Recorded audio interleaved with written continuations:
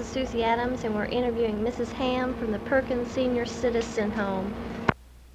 You just want to tell me some things about growing up in Oklahoma, or what you can remember? Well, we came through here from Tower Hill, Illinois, in a covered wagon. And first we landed at Red Rock, and we lived in a tent there for just a short time. A tent? A tent. Oh my, how many were there? In 1900 there was. Well, there was my brother and I, and my little sister. She was just 3 months old when we came. Golly. And then we moved to Glencoe, where my daddy was foreman on the railroad here. He helped build that railroad, you see. Oh my. And I don't remember just how long we were there. And we went from there to Ripley for a little while, and then we moved to a farm west of Stillwater. Did you build a place to live on the farm? Well, at first, no, we rented for a while. And then we bought a place that's 2.5 miles south of Eureka Schoolhouse. Huh. That was our home place. Huh. Let me see.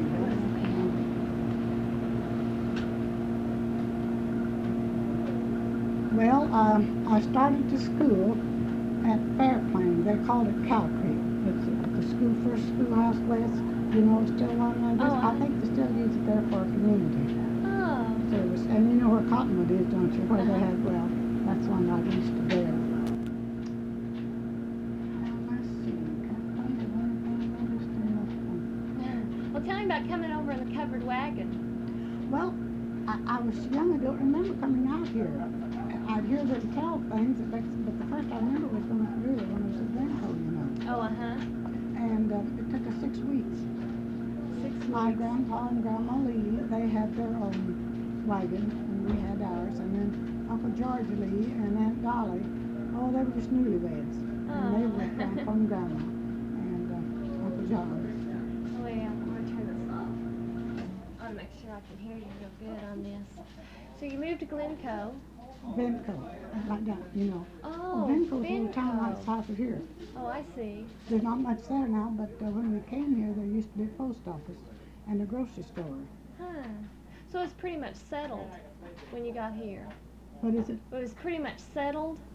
In a way, but Stillwater was just a little wide spot in the road then, you know. Mm-hmm. And just boards down for walks and a few bricks. And of course, all of the streets were muddy and all, and people would drive in their wagons or buggies, you know, mostly wagons or horseback, and they had hitch racks along there where they'd tie their horses, you know, and go into the stores. And of course, the stores then, there so much of the food was in barrels, you know, and be setting outside nuts or different cranberries and different things, you know. So you'd go shopping with your mom? Did I? Well, some. I didn't go shopping a lot when I was little, of course, and we raised a lot of cotton, and so us kids were raised in the cotton field. Oh.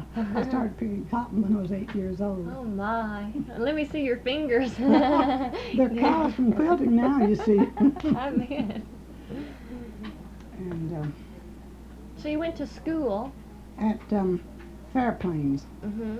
And then we moved over right north of Cottonwood Schoolhouse, a half a mile.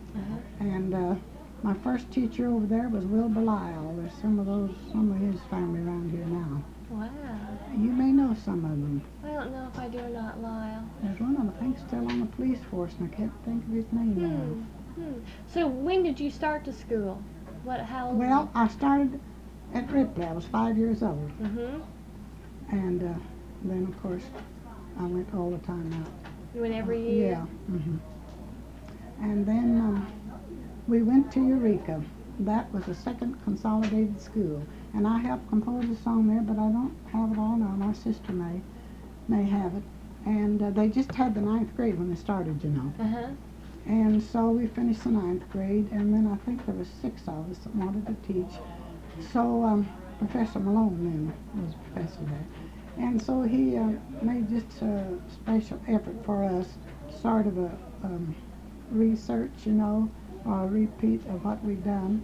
And so then I got my certificate, and I taught there in 15, and 16, and I got married at 16. I had a school of my own. Oh boy. And What grade did you teach? I taught the 5th and 6th and part of the 7th. Mr. Benson was the professor, and he wanted me to take part of his 7th graders. So I had them. And I really enjoyed it. I thought when I started out, you know, that I would do that, I'd make that my career, but I changed my mind. What'd you do after that? Well, I just stayed home and took care of my children. I had 6 children. 6 children. Yeah. And then later I worked some in the office, and then my husband was killed in 46, January the 22nd. And I just did a little work, what I could find, helping around Stillwater, and then I got on at the hospital as a nurse's aide, and then they had an LPN school there, and so I became an LPN. Okay. And I worked in the hospital 11 and a half years, and then I took care I retired there when I was 65, and then I took care of people in my home, elderly people, for 10 years. Well, you've just been busy for a long time. Yes, I have. And then my eyes got bad. I had to use a magnifying glass. You're recording all this, aren't you? And in 72, I had a real severe heart attack. The doctors didn't think I'd live. But I got through that, and then Dr. Freed sent me to Dr. Grenier, said the cataracts were ready to come off. And you know, he took them off, and I had the best luck. They said a lot of them have infection and all. And now you see I can thread these fine needles. Well, how old are you now? Do you mind telling me? How old do you think I am? No, I don't mind telling. Well, you have to be at least 78 if you came over here in 1900. I'm 80 years old. I'll be 81. 81. Well, you're just doing great. You're just doing and so then I got so I couldn't walk. I had osteoarthritis in this right knee. And so a year ago, the 15th of April, Dr. Mayer at Oklahoma City put me in a new knee. Well, great. Well, tell me about quilting. Who taught you how to quilt? Well, the first quilting that I did was about, Janie was a baby, about 45 or 6 years ago, really. I used to help my mother a little, but I was just a little girl then, you know. And then I made several quilts then, and I didn't quilt anymore until about 7 years ago. Well, did you have quilting parties in your home? No, Mother Hamm used to do a lot of quilting. She lived to be almost 101. My goodness. Is that your mother? No, my mother-in-law. Your mother-in-law. And then she always had a quilt, and it was always a piece of quilt. Well, we used to go, and sometimes there'd be a friend or someone come in, but she had several girls, you know, and we'd go there and help her with those quilts. She gave some to other people, the needy if they needed it, but most of it for her children, you know, because they all had large families. And then I didn't quilt anymore until one of those elderly people that I took care of, she was really in there with her husband, but she'd piece quilts all the time, so she gave me a top, and I quilted it, and then I hadn't quilted anymore until I started up here in June. Well, I just love to quilt. That's great. Well, tell me about picking cotton. You'd pick cotton when you got home from school? Well, in the fall, we'd have to stay out of school a while. You know, they didn't used to have 9-month school. Oh. And then we'd start in and go to school, you know. And first time I picked cotton in a gunny sack. And I got 8 pounds, I remember, and I told them it was 80. 80. How old were you then? Oh, I was about 7 or 8 years old. Oh, golly. Well, 8 pounds is pretty heavy for... Yeah. And and you'd pick cotton, and what would you do with it? we'd sell it. We'd sell it. Sometimes it wouldn't be but 1.5 cents a pound, and I don't know what cotton is now, do you know? No, I don't.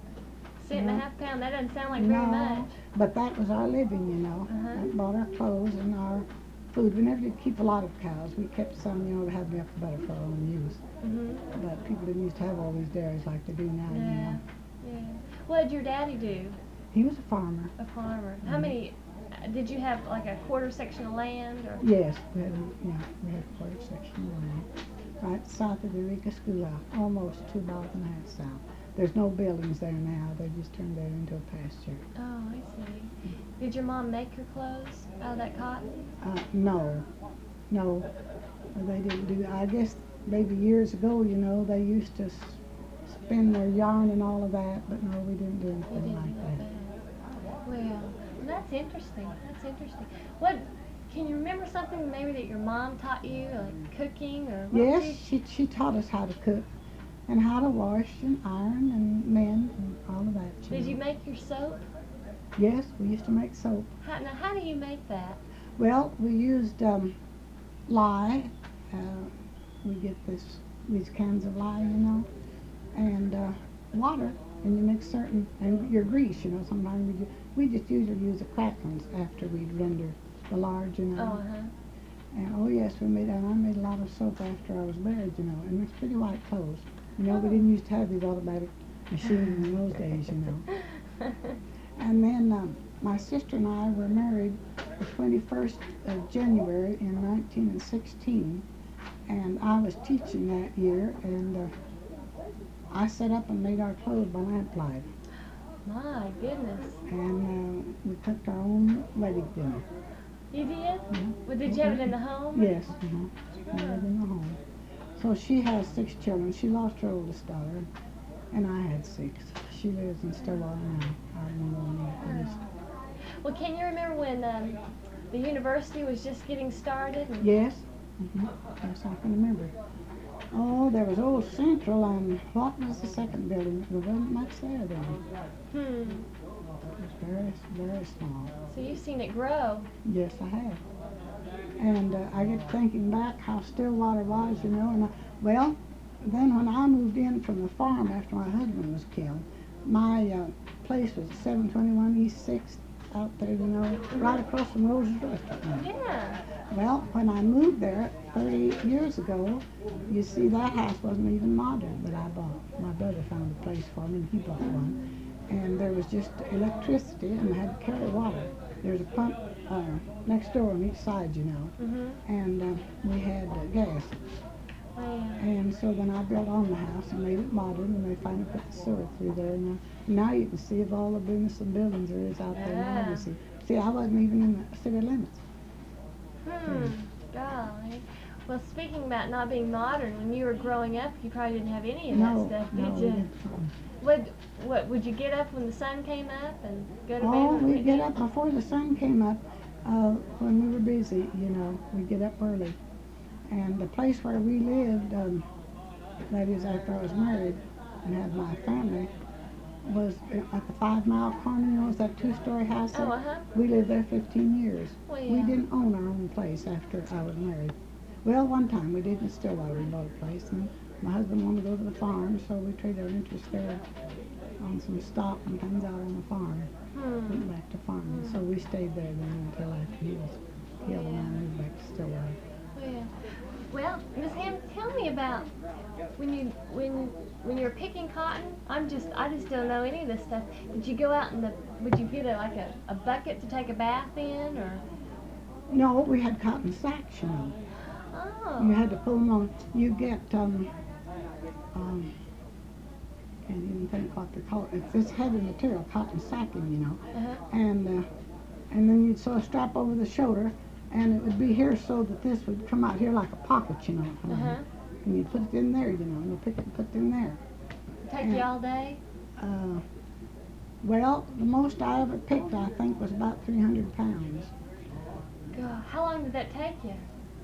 Well, a day. I didn't pick that much every day, but I had. And I had a brother that picked 500.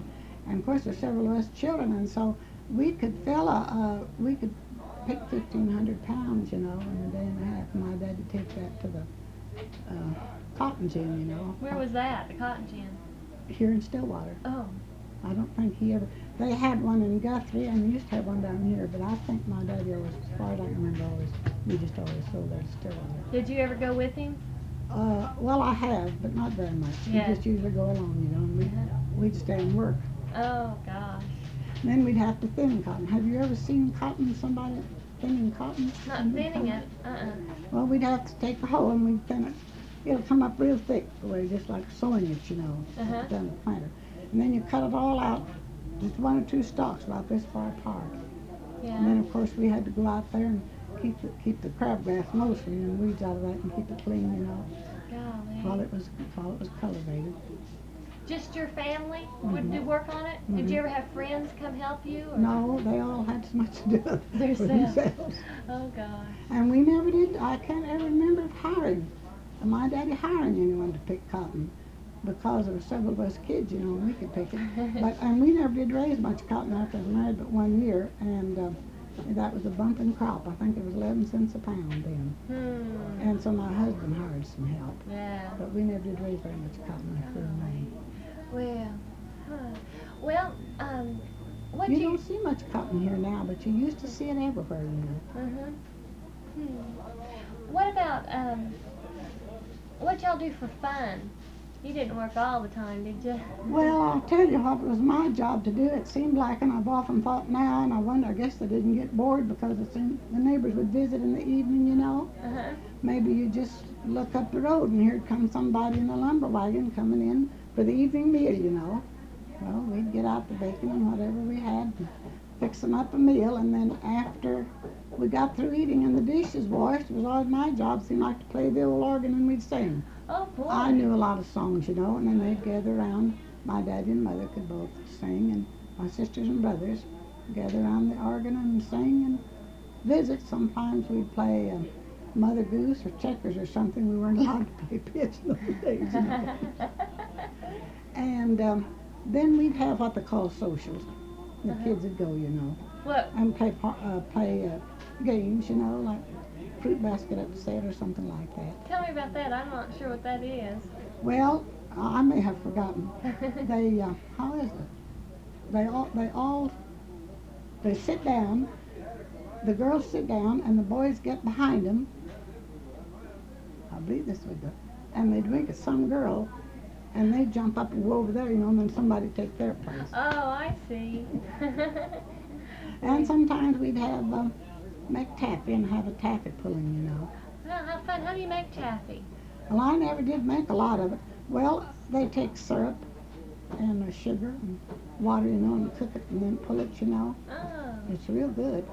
I bet. Where were your socials? Around in different houses, different homes. At homes. And then, of course, we always went to church and Sunday school in Denver. And they'd always have a Christmas tree, you know, and quite an entertainment. And I'll tell you, the first time, I used to have literary. Now, that was interesting, you know. They'd have programs, you know. Oh, at church? At their school on Friday night at the schoolhouse. Well, tell me about that. Well, the first time I ever heard a record played, Jim Swartz, he still has some relatives around here. We were having literary, and he bought one of these old graphophones. Now that was some entertainment in those days, you know. Graphophone. Yeah, and it had a great big red horn on it, you know.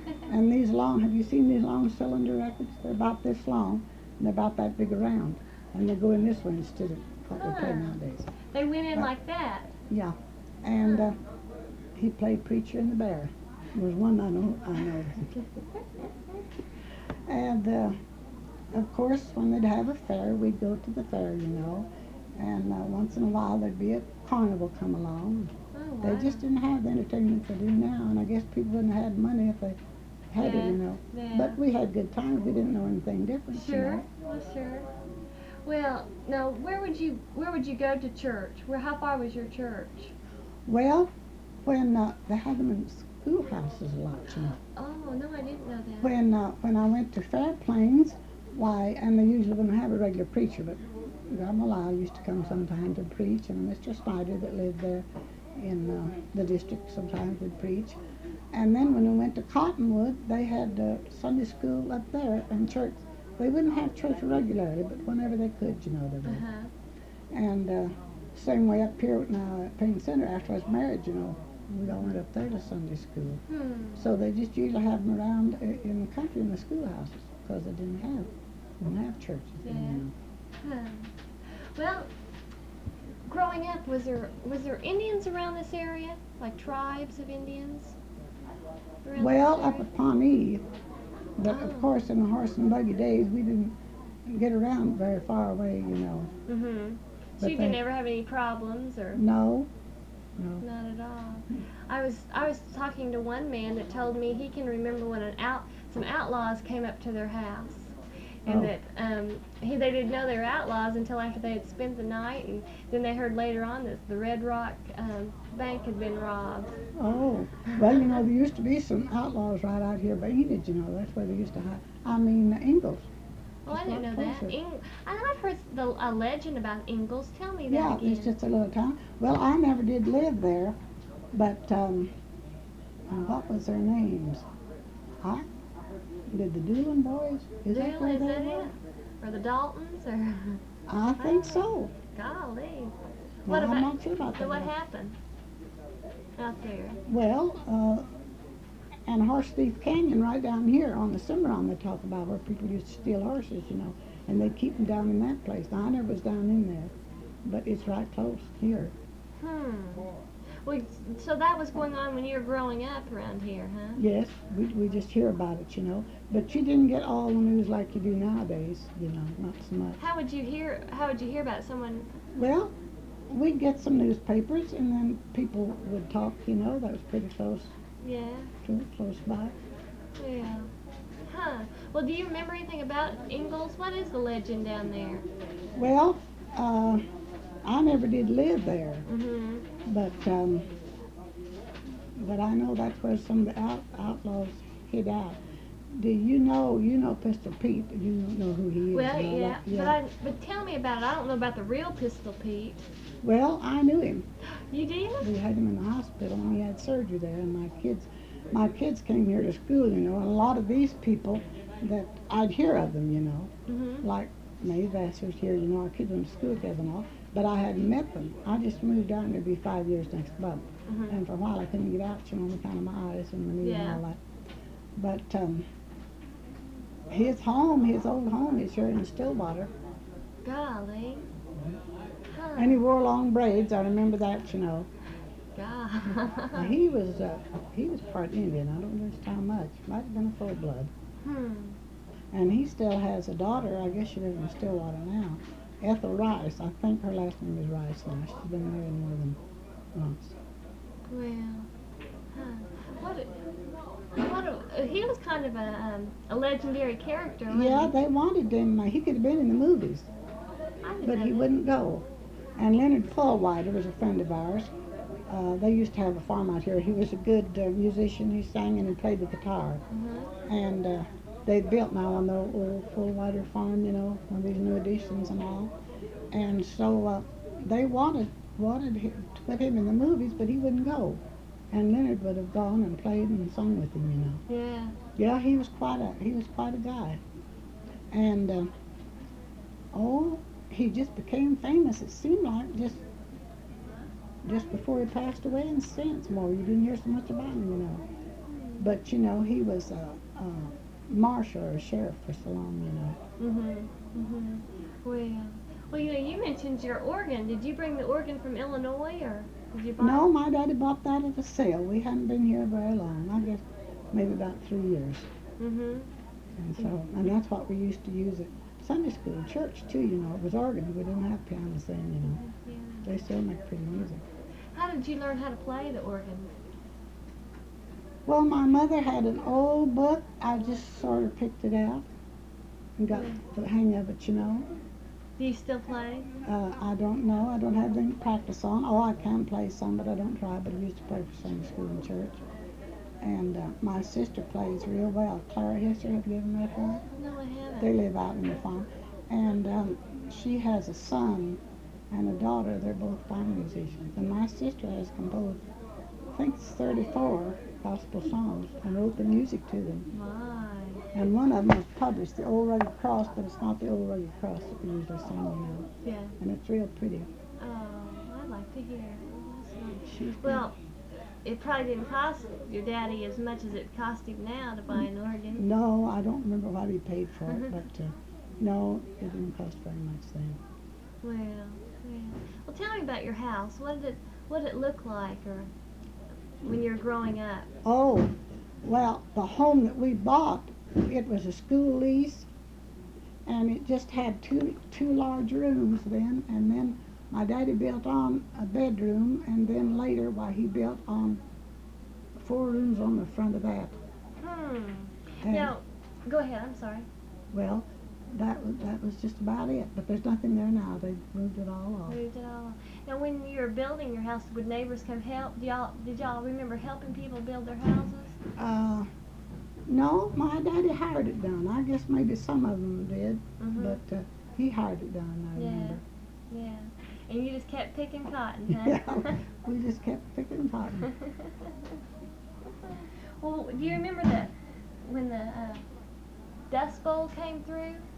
Yes, you mean in the 30s? Mhm. Yes, I remember. See, I had my family then. That's when we lived up here at the 5 Mile Corner, we call it. Oh.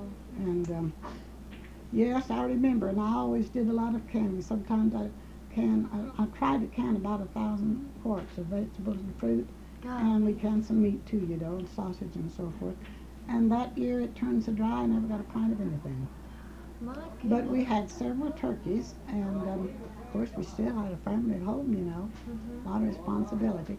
So that fall we sold turkeys, and we laid in a big can of compound, and we laid in flour and sugar and some vegetables and fruit by the case, you know, we'd buy it. And we took one of our bedrooms up there to store it in.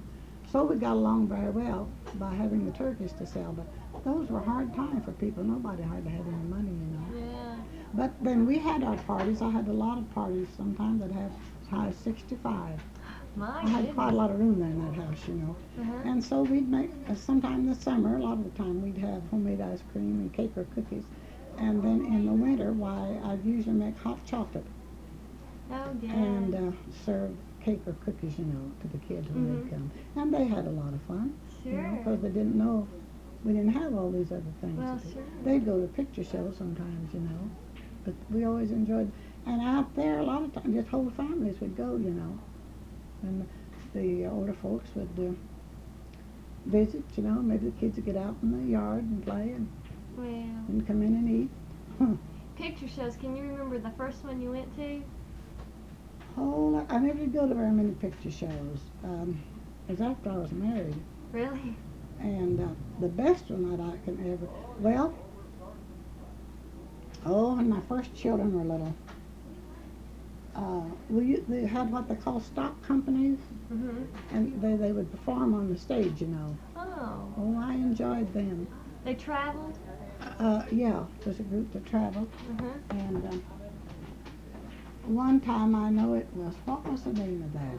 But it was such an interesting show. And the best picture show I believe I ever saw was Will Rogers in Old Kentucky. I don't. And even when he was setting the table, you know, he was just dancing to that music, you know, and he just lay that stuff down there, you know, and every time, you know, he just made a rhythm of it. Oh. It was so interesting. My sister was a great hand to go to shows, sister younger than I. Oh, really? But I never did go to a lot of shows. I didn't care for a show unless it was had a lot of music or a good deep love story. I didn't care for the Western pictures. I don't blame you. Well, what did it cost then to go see a movie? Oh, 50 cents, didn't it? Did it? I don't know. I We're think paying so. $3 now. Yes, I know, but I think it was just about 50 cents then. Okay. I'm not sure about that. Well, shoot. Well, who was your favorite movie star? Well, I didn't go enough to to really pay any attention. Now, my sister could tell you, she knew them all. Oh, gosh. But Will Rogers was awfully good. Oh, yeah.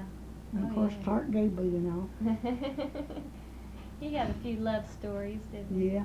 Wonder what become of his little boy, you know, was born after he died. I don't know. I don't keep up with I the don't movie either. people too I much. don't either, but I just often wondered. I was thinking about him the other day. Yeah. I suppose he got into the movies too, baby, but I haven't heard of it. Well, you said you canned. Do you have a secret recipe or something for canning? Or? No, I used, for my vegetable things, we used what they call the club recipe for beans and peas and corn and everything. I would just heat it through and put it in the jars, and then I would use 2 teaspoons of sugar and 1 of salt. 2 what I use. And then I put it in the process so long, you know. And most of the fruit, sometimes if I had some real pretty peaches, I'd put them in a jar and then cold pack them, and Oh. cook them after. That way they stay real pretty. And I know one year we canned a lot of beef. I never heard that, canning meat. What do Yeah, you... we can beef. And you can can sausage. You can just cook sausage and heat it through well and put it in the jars hot and turn it upside down, and your grease will seal and pop and it'll keep. I didn't know that. Mm-hmm. Huh. But we process the beef, and that year that we canned so much, I would sear the steaks like you was going to fry them, and then I'd put them in the jar like that, and process them. I don't remember how long. And then I had some that I would boil, and then I would roast some, but I wouldn't cook it done. And it came out of the jars just tasting like that. Golly. It was delicious. And how long would all that canning stuff last you? And we'd raise about 30 bushels of potatoes. Well, I'd maybe just have a few cans left when start canning again in the spring, Would last you all winter long. Yeah, because I had a large family and we had lots of company, Well. And we'd usually maybe run out of potatoes, but they'd last us pretty well on through. Golly.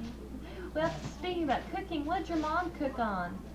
Wood stove, and I did too for a while, Oh. because we didn't have these others. Golly. Yeah, we just, I look back now and when it had all those lamps to clean and fill and the wicks to trim and have to wash the flues, but we did a lot of work. Well, tell me about, what do you mean you filled the lamps and what? Well, yeah, we used kerosene, coal. And we'd have to either bring in a can or take them out. We got so that we just bought it in big cans, 50-gallon drums, I guess they were. Yeah. And then you'd have to fill all those, not every day, but have to fill them pretty often, especially in the winter, And of course those wicks would get charred and uneven, and you'd have to trim them off. Golly, you were busy, weren't you? Yeah. And then we'd wash the flues. I always hated to have a lamp with a dirty flue. So what was that, the flue? The chimney Oh. that went down over the flame. Oh, I see. And then before we left the farm out there, though, I had 2 nice Aladdin lamps. Well, I had 3 really. They burn mantles. The only thing keeping those mantles. They made a good light. Huh. And they make a pretty light. Well. And I sold them at the sale when I sold out. Well, did you, tell me about this quilt out here. What's the name of that pattern that you... That's all around the world. Did you see it? It's pretty. Oh, it's I real pieced pretty. it. Every stitch is handmade. It is?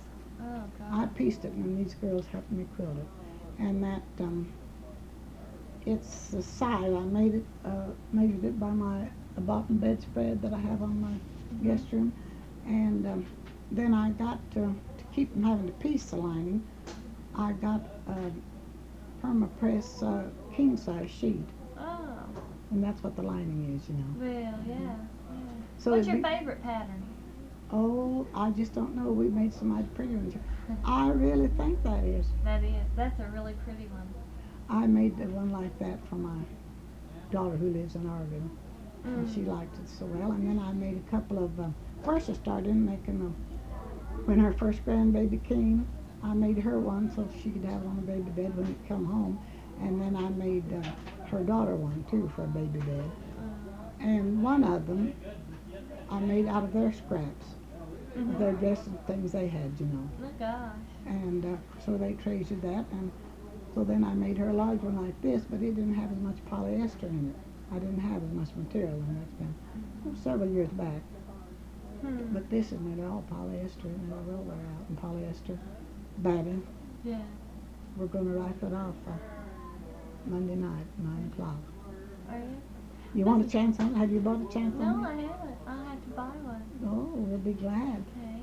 We've got $230 out of it. Oh, wow. What do y'all do with the money? It goes here to the fund to help keep up the center. This is a nice place. Everybody says, the musicians, have you ever down here on Monday night when they play? You ought to come. Really? They just donate the time. They love to play.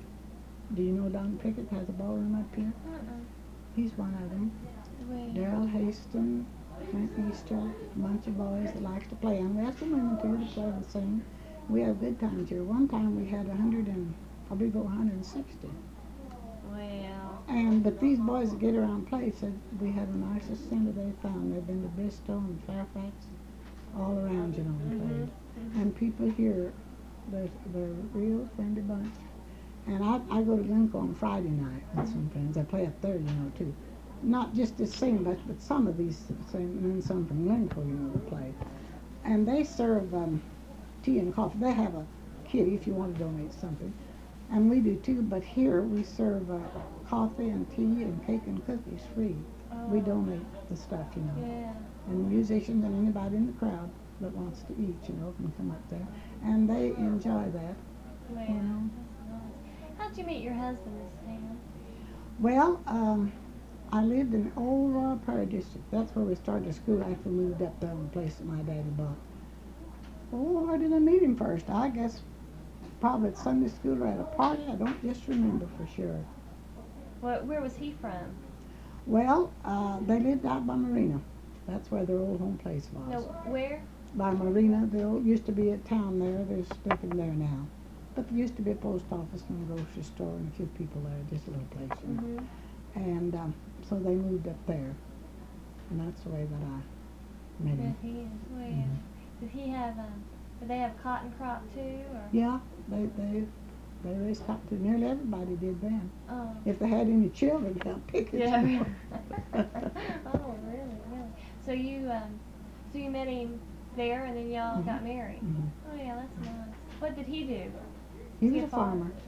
Oh yeah, that's When we nice. lived in Stillwater, he worked for Dick Dupree. He made cement blocks, Oh but we stayed on the farm most of the time. yeah. Well, that's great. That's great. Well, you told me a lot of things. Well, I wish I could think of something real interesting to tell you, but I guess that's about it for those days.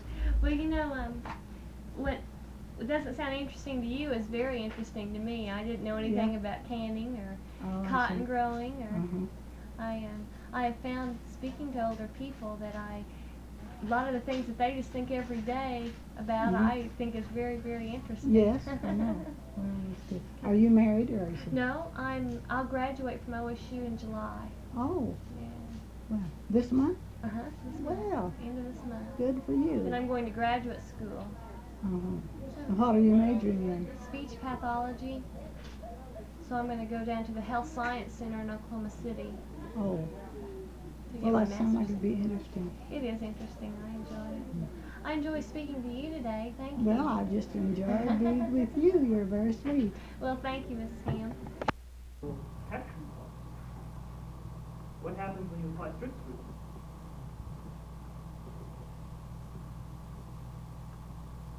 Of course, there's ways around it. As I said, what the court says is they have to focus on what it is that is it something physical about women that make them live longer, or is it sociological and economic that make them live longer? And you can focus in on the economic factors, the sociological factors, and that's perfectly legitimate. But unless you can show some physical correlation between sex and long life, you can't use that physical characteristic. But an actuarial table does that. If it did it on the basis of race, it would probably be unconstitutional too. What if they charge whites higher rates than blacks because blacks have shorter life expectancy? It's confusing because I never heard of insurance that charged more because you're going to live longer, right? They don't. Okay. This did because it was a type of policy that paid a lump sum or paid back benefits by the month, which could exceed the lump sum because it was for life. And the lump sum would be less than the amount they'd have to pay back month by month for a person who lived a long time. Could they, based on actuarial tables, have one rate for blacks and another rate for whites? Or would that violate the equal protection clause? You can justify it on actuarial tables. They tried to justify the discrimination in Craig v. Boren based on statistical data. You saw the court was quite critical of statistical data. Based on that criteria, they said, you're penalizing a whole group because of a certain portion. And they had a lot of problems with statistical analysis. And where the law makes a bright line classification based on race or based on sex, the court seems unwilling to accept statistical justification for it unless there's really a compelling need.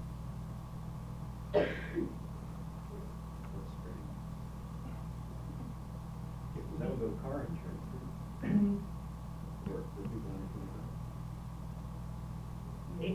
Age. Certainly, well, it's based on sex. Okay, Males pay astronomical rates and females don't. As I said, this was not a decision. As I was saying, this was not a decision of the U.S. Supreme Court. I think it's the Ninth Circuit. It was one of the U.S. courts of appeals. I'm pretty sure it was the Ninth Circuit. Which, if accepted, is going to raise a lot of questions as to insurance. Various insurance laws. Okay, now, any other questions on sex discrimination and the Equal Rights Amendment? If you could make the argument that because of overpopulation and food shortages and so forth, one should not encourage pregnancy, could you in fact then, if it were shown to be in the state interest, make a classification of sex? What type of classification? Similar to the in not encouraging pregnancy. Well, in what way?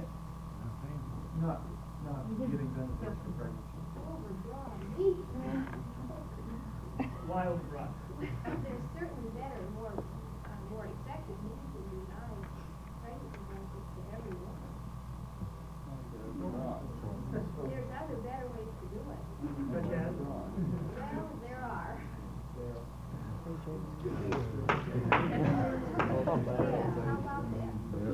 about managed sterilization? Now, according to Skinner, that would be okay as long as it's not based on a classification such as embezzlement or something else.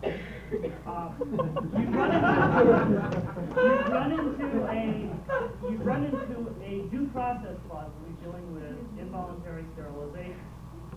Keep in mind too that there's a very important difference between equal protection and due process. Due process says you can't do it at all. Equal protection says you can do it as long as you don't discriminate invidiously. And Mr. Dahl suggested we want to cut back on population growth. Therefore, we want to discourage people from getting pregnant. Obviously, that is just going to discourage women from getting pregnant. Though it will also discourage men from getting women pregnant. Those would be two ways of accomplishing it, because as someone, Ms. Connolly pointed out earlier, it takes two. Now, if the government wanted to encourage zero population growth, what methods would be legitimate without denying equal protection? Mr. Dahlman was locking the barn door after the horse is out.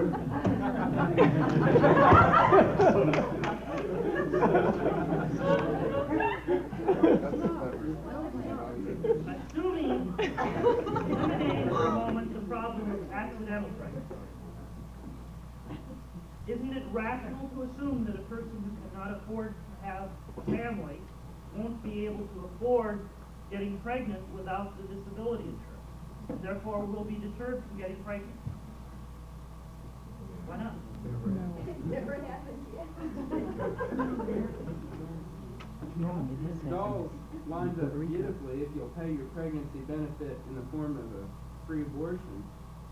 Yeah, and that way, let each person, even if they do accidentally become pregnant, now they get the government's benefit in the form of a free abortion. But only women get that.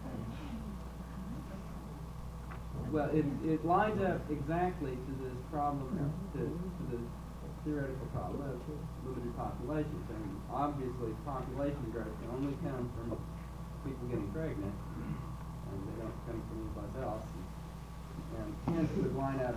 You know, you don't encourage it, and you do provide a remedy for accidental pregnancy, so that any pregnancy brought to term is therefore a discretionary measure, and it lines up exactly with the end you're trying to achieve. So it's not at all overbroad. We're out of time. I think you can see that there are not easy answers in this area either. And the casebook points out some of the problems yet unresolved. The Equal Rights Amendment would resolve some of the problems. It would raise some new questions too. Tomorrow what we're going to be dealing with is the material on page 788 to 809. And this raises the other strand of the Equal Protection Clause, the fundamental rights strand. In other words, during the new equal protection of the Warren Court era, the court applied strict scrutiny in two situations, where there was a suspect classification and where the classification infringed on or interfered with the exercise of the fundamental rights. The question we'll be examining tomorrow and a couple days next week is, what are those fundamental rights? Where do they come from? How does this compare, for example, with substantive due process? When you have an infringement of this fundamental right, the Warren Court said you applied strict scrutiny. What's the current state of the law? Does the Berger Court still apply strict scrutiny, or have they changed? In other words, do we still have that two-tiered approach in the area of fundamental rights?